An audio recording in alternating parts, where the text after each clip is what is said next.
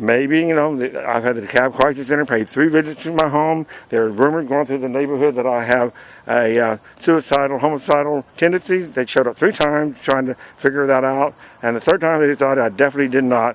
Well, if he was one of those people who was buying into that, maybe he was just paying a compliment to me, so that if I did go on a homicidal, suicidal rage, I would skip his house and go on to the next one. But, you know, I'm going to go with the first one. Hey, how are you, sir? Let's get by.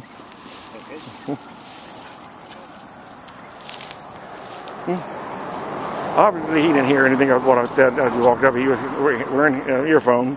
That seems to be what most people are like when they come by my house. That was Bobby. Oh yeah, and Bobby said that we were having problems. He confessed first over the issues of the tree, and that's where I jumped in out of turn. I like jokingly referring to myself as the Lorax of DeKalb County. Beware of the, and I quoted a line from that movie that just came out recently. Beware of the intruder and their violent way. For shame on them, for shame. And that's when the judge herself, Judge Nellie Withers, let out her immaculate ejaculation. Fuck the Lorax! I can't believe she said that. Like a miracle from God landed right in my lap. I could not believe that stupid woman had, you know, could not contain that. Fuck the Lorax, you know? You know, the Lorax is supposed to be a creature that has a spirit. The person, a capitalist, you know, cut down one tree with a plan on, you know, making these little trivial, you know, gadgets that people wear that can do almost everything, but really nothing important. And a tree spirit came out, the Lorax, and he spoke for the tree, you know. And he was trying to get this guy not to cut the tree, but he kept on. He became rich and all that, and told every life tree down, and then he regretted it. He was just too blinded by greed and everything until, you know, and the end of that movie was until someone really cared, nothing is going to change. It just won't. Fuck the Lorax! So right then and there, before I even left that trial, I had the title for that day's blog entry I knew you were going to write when I got home, and it was Judge. Her middle initial, her name is on the little plaque on her desk is Judge Nellie F. You know, period Withers. You know, she's a cold-hearted bitch. I can just see so many of her, you know, already without even the Lorax being a part of it. You know, I can see them, you know, referring to her rather than Nellie Withers or Judge Withers. They probably go out of their way and go, Judge Nellie F. Withers. And the reason why they might do that, it's an example of best embrace the suck. In other words, when they say F, they're thinking, fuck, you know, Judge Nellie fucking Withers, you know. So, but me, like a miracle from God landed right in my lap, my title became Judge Nellie Fuck the Lorax Withers with the Baptist. That was the title. So rather than, you know, Judge Nellie fucking Withers, it became Judge Nellie Fucks the Lorax. So that's how the inspiration. And then Janet came up. She had a folder with several pages of a typed beat, but they wouldn't let her read that out. I would have let her, but no, they jumped in and would not let her read it. Janet, Gary, you're more than welcome. She still had those papers to send that to me. I would be glad to read it and upload it to my blog. If she was going to read it out in the court, she might as well let me read it too. Don't let the fact that they wouldn't let her read it stop them. But she basically didn't have much to say. Either that had, you know, my sign was my violation was nailed to a tree, larger than 6 square feet. I came back out again and wrote me up 3 more. And again, nailed for a tree, larger than 6 square feet, and for the crop being about more than 4 foot. So there was a total 5 citations, and for the same set of sign, and all she could talk about was we can't help but feel a blog, you know, it directed at us, and you know, and then Dr. Gary turned to speak. So that would make the 4th one of the 4. I now call those 4 the vigilante. Although the 3 token, 3 senior citizens and the token fag, I also call them collectively as the vigilante 4, because basically that is my attempt at bringing to attention how the county is not consistently enforcing their code. In fact, vigilante, I mean, they actually rely on people calling in and complaining before they respond. For example, the second time they came out to to write me up the second. I tried to point out the sign that was on the telephone pole. The same ordinance said nothing nailed to telephone pole or tree. Same ordinance, violating the same ordinance as the one nailed to my tree, is that poster looking, found, lost and found, Moo Moo the cat, remember, you've seen that one. It was before my sign went up on the tree, and long after, those signs continued to be up there. And I tried to point that out to Officer Marina. No, she wouldn't hear it. She wouldn't hear it. She wouldn't. You can call it in, but no. It made no difference. She was not going to go down there and write that. Not that I wanted her to, but that is that was proof of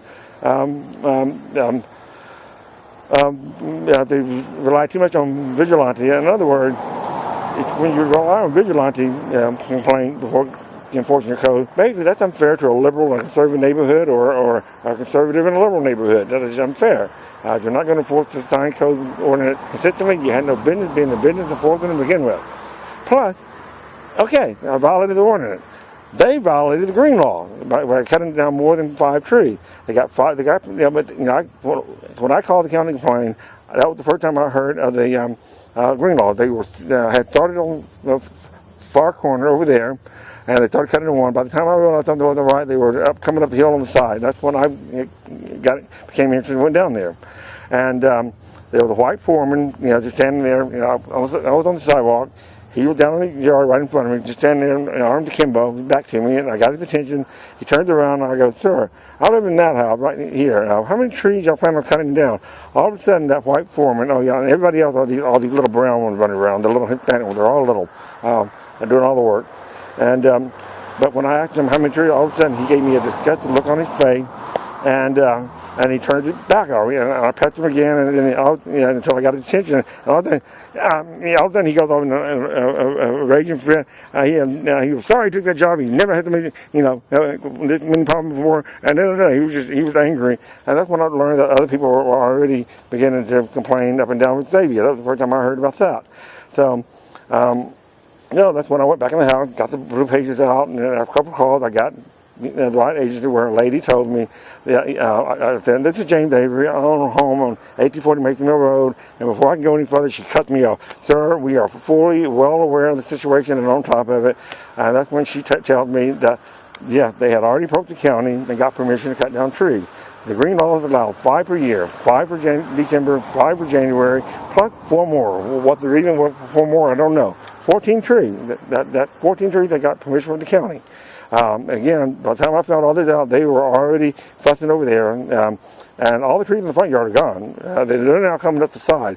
The only trees that are left between the point I got interested, and the rest of the trees was all between the back of their house and the side of my front yard. That was, and what comes up to the rental property on the other side of them.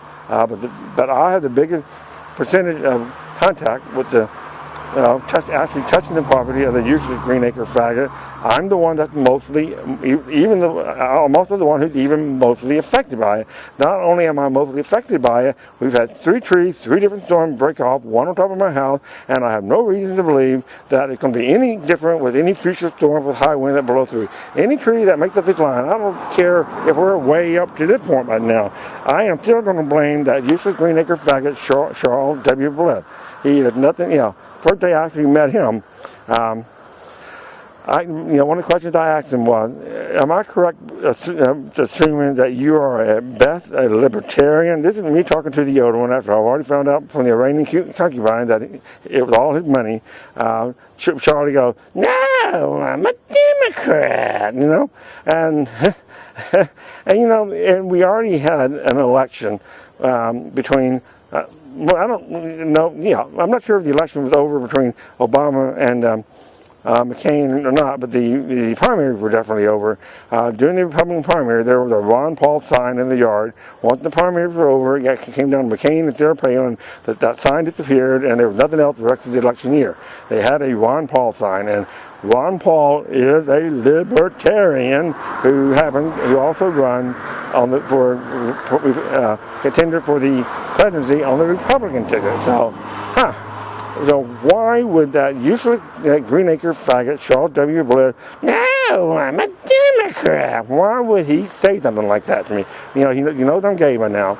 We don't know each other well, but we all know we're gay.